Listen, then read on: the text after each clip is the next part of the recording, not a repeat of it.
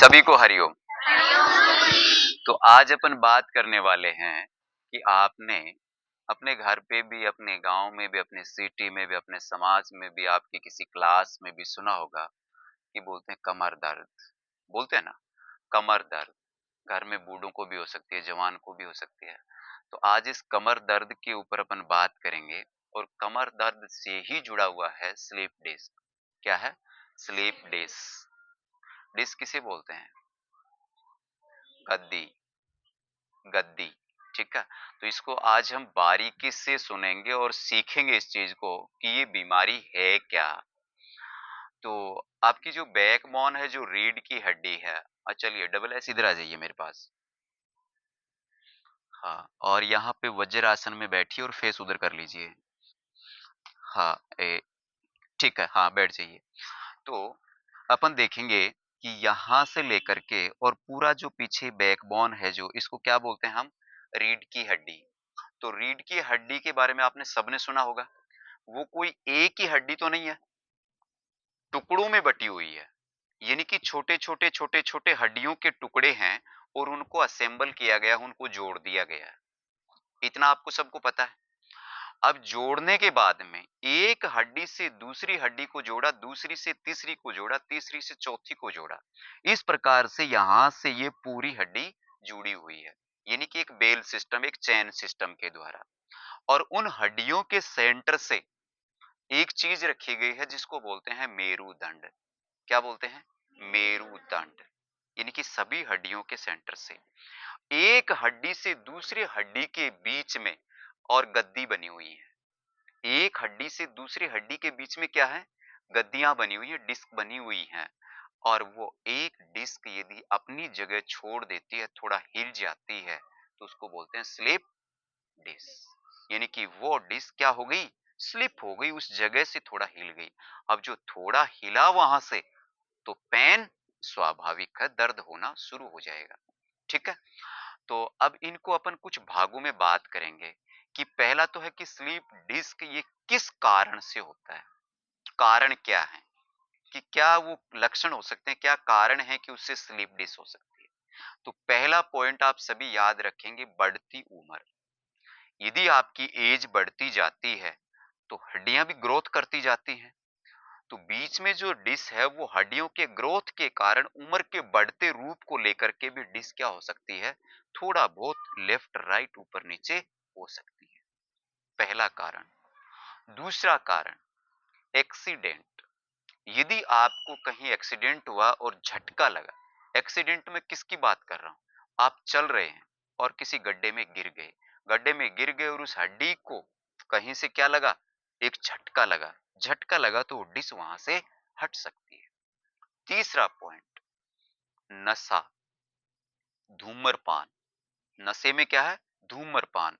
जो धूम्रपान लोग करते हैं उसको भी एक खास काम बताया गया है कि धूम्रपान से भी वो डिस्क क्या होती है? अपनी जगह छोड़ देती है कई बार। तो ये नशा जो है, धूम्रपान, इसका भी एक लक्षण है कि उससे भी हो सकती है। ठीक है। तो ये चंद एक कारण थे स्लीप डिस्क के। अब इस डिस्क के बारे में थोड़ा सा अपन गहराई से लेंगे बैकबोन को। तो टोटल जो है जॉइंट्स, जो गद्दियां या डिस्क की बात करें अपन, टोटल 23 डिस्क मानी गई हैं। कितनी डिस्क है? 23। 6 आपकी नेक में होती हैं। कितनी होती हैं? 6। यानी कि ये जो पोस्चर है इसमें 6 होंगी आपके।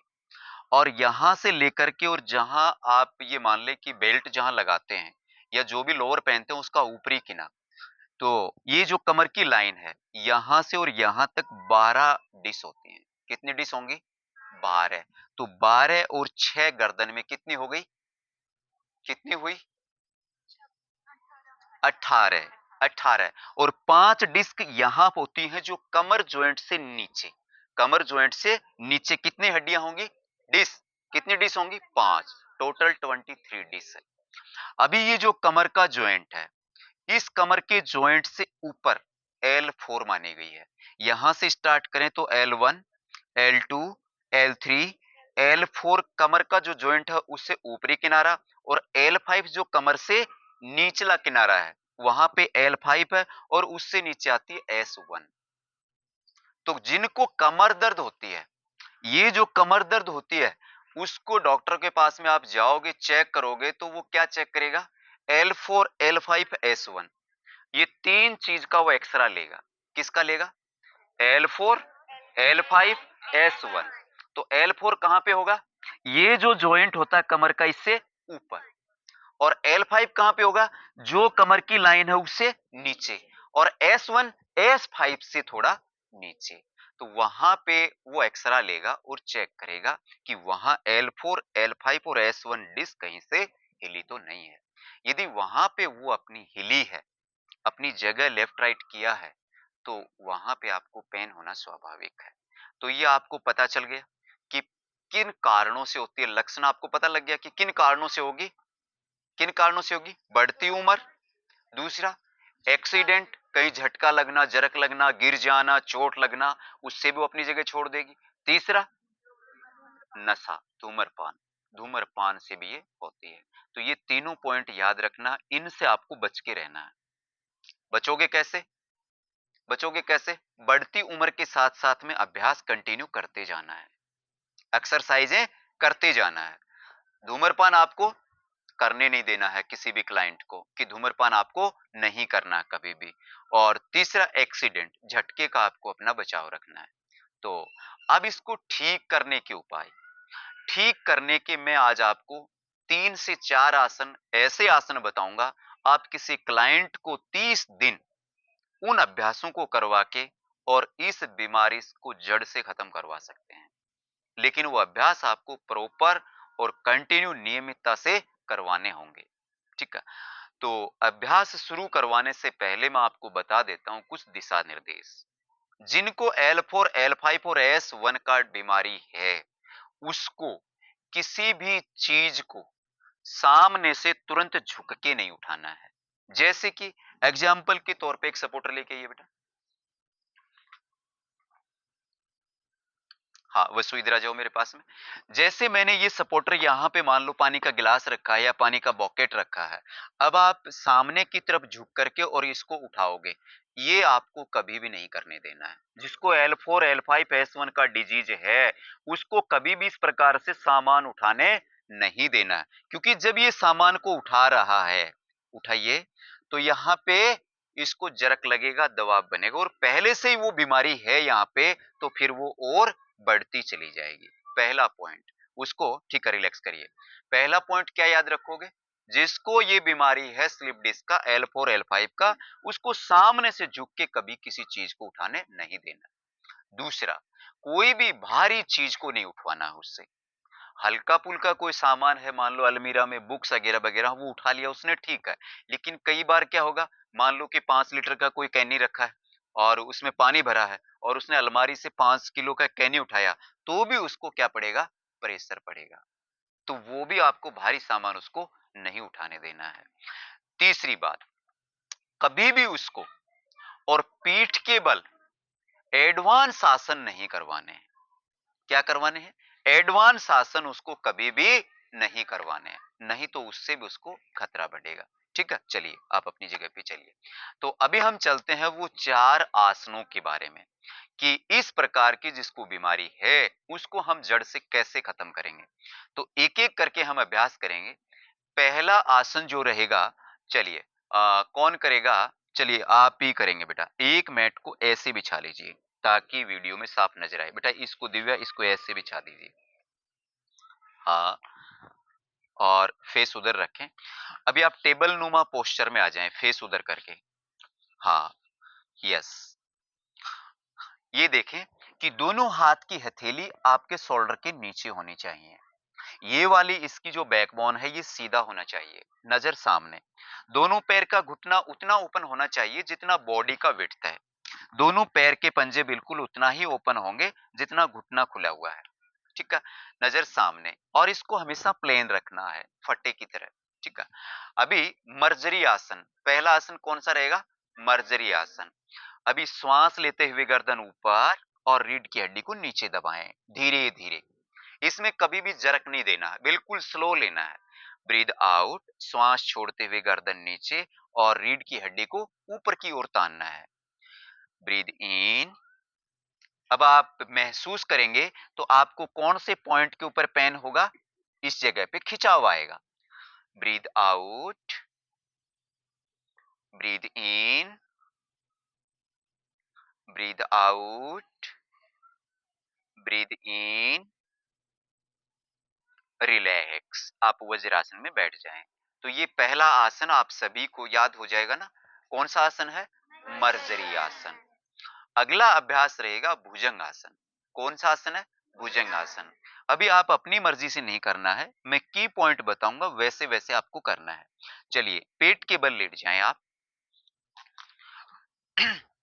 दोनों पैर की एड़ियां और दोनों पैर का पंजा मिला हुआ रहेगा, दोनों पैर का घुटना मिला हुआ रहेगा। अभी दोनों कोहनियों को जमीन पे लगाएं और हथेली को सामने की ओर आगे ले जाएं। यस। अभी कोहनियों को फोल्ड करें और पीछे लेके आए। हाँ, पीछे लेके आए, इस प्रकार से। ये देखें कि ये पूरा एल्बो से लेकर के और हथेली तक इस प्रकार से हाथ जमीन पे लगे रहेंगे। अभी केवल आपको सामने की बॉडी को श्वास लेते हुए थोड़ा ऊपर उठाना है। ब्रीद इन, हाथ वहीं पे रहेंगे बेटा, हाँ, थोड़ा और उठाएं, बस। Breathe out, breathe in, breathe out, breathe in, breathe out. क्योंकि ये बेसिक इसलिए करवाया गया है कि जिसका डिस्क स्लिप होगा वो एडवांस नहीं कर पाएगा। हाँ, अन्य एक बार उधर आके लेटिए, इसके सामने पैरेलल उधर लेट जाइए। हाँ, हाँ, अभी एडवांस करेगी अन्य। हाँ, ब्रीद इन। तो इतना बेंडिंग उस क्लाइंट को अपन देंगे तो वो कभी भी एक्सेप्ट नहीं करेगा उस चीज को। तो आपको क्या करवाना है, इस प्रकार से उस क्लाइंट को करवाना है। रिलैक्स कर दें अन्य, हाँ, रिलैक्स कर दें, आप अपनी जगह पे चले जाएं। तो भुजंग आसन आपको बेसिक करवाना, लेकिन ध्यान रखना आपको एड़ियां और पंजे मिले हो, घुटना मिला हो, और दोनों हाथ की हथेली से लेकर एल्बो तक हाथ किस पे रहेंगे, नीचे मैट पे रहेंगे, और अपर बॉडी को थोड़ा थोड़ा उठाना है। हाँ, breathe in, breathe out, breathe in, breathe out, relax. Relax कर लें और वज्रासन में बैठ जाएं। तो ये दूसरा आसन था। आसनों की श्रृंखला को याद रखना है, पहला मर्जरी आसन, दूसरा भुजंगासन। अभी तीसरा आसन है सलभासन। कौन सा आसन है, सलभासन। सलभासन भी बोलते हैं और इंग्लिश में सलभासन, हिंदी में बोलते हैं तो क्या बोलते हैं, सलभासन। ठीक है, तो अभी सलभासन का अभ्यास करेंगे। तो पेट के बल लेट जाएं आप, और दोनों हाथ की हथेलियों को अपने ही थाई मसल्स के नीचे लगा लें, इस प्रकार से। दोनों पैर बिल्कुल सीधा।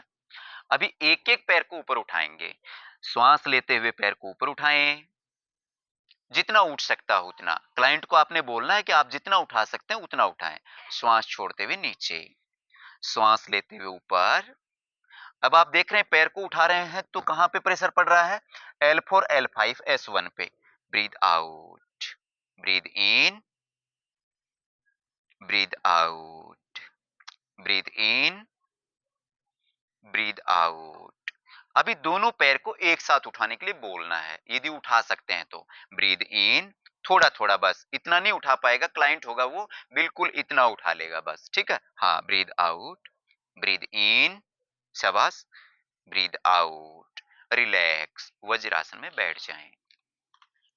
तो ये तीन आसन आपके क्या हो गए, बेसिक आसन हो गए, मर्जरी आसन, भुजंग आसन, सलभ आसन। अभी चौथा आसन आएगा बुद्ध कोण आसन। कौन सा आसन आएगा, बुद्ध कोण आसन। आपने शायद नाम नहीं सुना होगा क्योंकि स्पोर्ट्स में वो आसन नहीं है। तो इसको सीखने के लिए आ, हमें एक तो वो मैट ले आइए बेटा, राउंड जो मैट है वो, हाँ, यही ले आओ।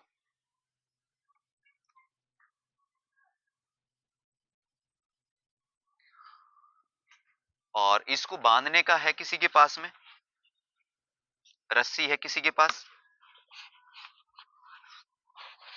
हाँ ले आओ, छोड़ दो बेटा, फेंक दो। आज आपको बुद्ध कोण आसन सिखाया जाएगा, बहुत ही अच्छा आसन है L4 L5 के लिए। और मेरी चारपाई पे बेटा मेरा पिल्लो रखा होगा, वो पिल्लो भी ले आए।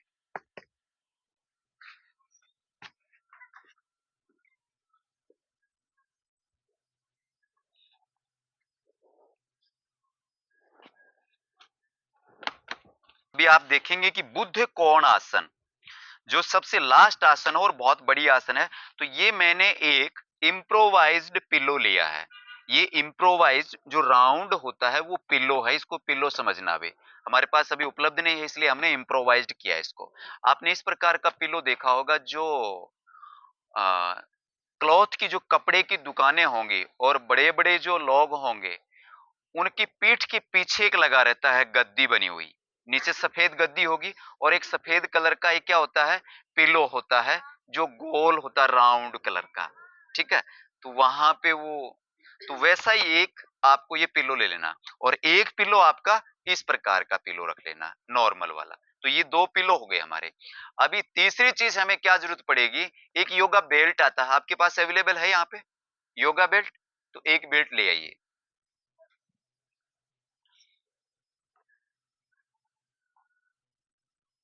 ओके, ये योगा बेल्ट हमारे पास में पहुंच चुका है अभी।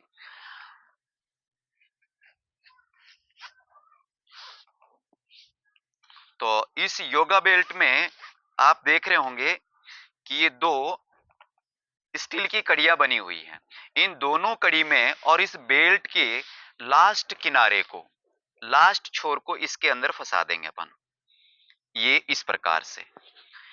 और ये इतना फंसाएंगे ताकि कमर में हमारे आसानी से आ जाए। और आप अभी दोनों पैर को सामने कर लीजिए। यस, अब अपनी कमर में इसको ऊपर से और इस प्रकार से फंसा लेना है और इसको टाइट करना। अब ये किनारा कहां पे होना चाहिए, L4 L5 के सेंटर में। जो आपका बेल्ट लगा वो कहां पे होना चाहिए, L4 L5 के सेंटर में, जहां कमर की लाइन है वहां पे। ठीक है, और थोड़ा आगे हो जाइए बेटा। हाँ बस, ठीक है। अभी इस बेल्ट को मैं फ्री छोड़ रहा हूं। अभी जो आपके पास में राउंड वाला जो पिल्लो है, वो पिल्लो इतना दूर होना चाहिए कि उनके नितंब से यानी कि बटक्स से इतना दूरी पे, मेरी चारों अंगुलियां हैं, इतना दूर पे उसको रख देना है। और ये वाला जो नॉर्मल पिलो है, इसको उसके पीछे इस प्रकार से इसके ऊपर रख देना है। ठीक है, अभी आप दोनों पैर के पंजे को आपस में मिलाएं। यस, हाँ इस प्रकार से। यस, आप देखते जाएंगे और इसको लूज करते हुए अपने दोनों पैर को इस प्रकार फंसा दीजिए। अब इसको टाइट करिए। आप अपने हाथ से खींचे इसको। हाँ खींचे, खींचे। Yes, yes. अभी इसको और यहां पे हम लॉक कर देंगे।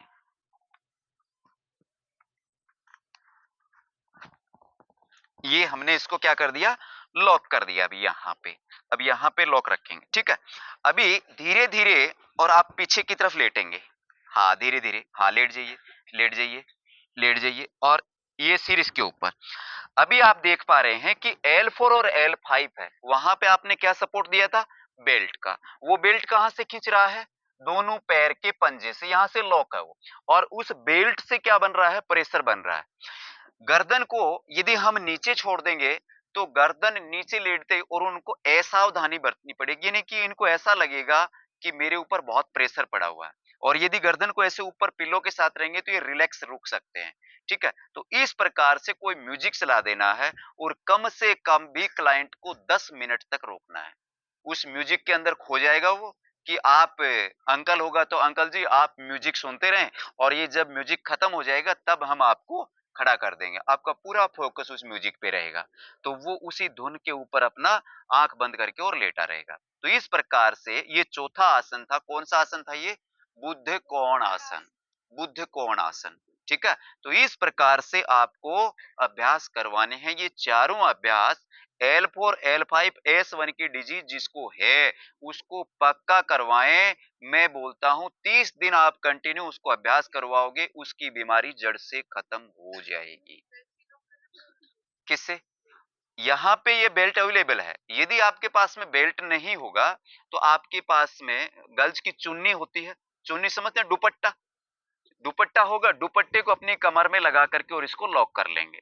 ठीक है, वो आपके ऊपर निर्भर करेगा, जरूरी नहीं है कि ये बेल्ट ही मंगवाएं आप। ठीक है, ये हमारे पास में उपलब्ध था इसलिए हमने दे दिया। हमारे पास में वो पिलो अवेलेबल नहीं था तो हमने इम्प्रोवाइज्ड मेथड करके बना दिया। यहाँ पे आप कंबल को ऐसे राउंड फोल्ड कर लेंगे, कंबल लगा सकते हैं यहाँ पे। समझ गए, ठीक है, रिलैक्स कर दीजिए बेटा, उसको रिलैक्स कर दें। हाँ, तो क्लाइंट को आपको ऐसे नहीं बोलना है कि अभी आप रिलैक्स कर दें। क्लाइंट को आपको अपना सहारा दे करके उसको खड़े करना है। हाँ, कर दो। तो आज आपने कौन सी डिजीज के बारे में सुना? Sleep days.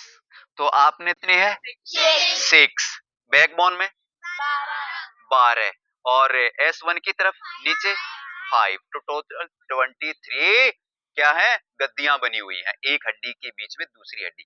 ये मान लो एक हड्डी है, ये एक हड्डी, अब इन दोनों के बीच में जो होती है गद्दी, उसको बोलते हैं डिस्क। अब वो क्या हो जाती है, स्लिप हो जाती है, एक जगह से दूसरी जगह छोड़ देती है। तो इसका इलाज करने के लिए आपको मैंने 4 अभ्यास बताए हैं। आप, मैं बोलता हूं कितनी भी बड़ी से बड़ी बीमारी हो, L4, L5 और S1 की कंटिन्यू 30 दिन तक अभ्यास कराओगे आप, तो वो जड़ से खत्म हो जाएगी। पहला अभ्यास कौन सा था? मर्जरी। मर्जरी आसन आपको कम से कम भी करवाना है 15 से 20 बार, 15 बार ऊपर, 15 बार नीचे। दूसरा अभ्यास कौन सा था? भुजंग आसन, उसको भी 15 से 20 बार, breathe in, breathe out, breathe in, breathe out. तीसरा अभ्यास सलबासन, एक पैर से 10 बार, दूसरे से 10 बार, कितनी बार हो जाएगा? 20 बार, और फिर 10 बार दोनों पैर से। ये आपको करवाना, दोनों पैर नहीं उठा पा रहा है तो आपको पीछे चले जाना है और उसको सपोर्ट देके उठाना है, डाउन अप डाउन। लेकिन कितना उठाना है? बहुत ही हल्का, कम। पहले वीक में तो आपको बस उठाना थोड़ा सा ऊपर, डाउन, और ज्यों-ज्यों समय बीतता जाएगा, ज्यों-ज्यों आप उसको ऊपर नीचे अपनी दूरी बढ़ा सकते हैं। तो चौथा आपका बुद्ध कोणासन, इसमें आपको कितने मिनट रोकना है? 10 मिनट तक। ठीक है? तो ये चारों अभ्यास थे। Okay, thank you. कर दो बेटा बंद।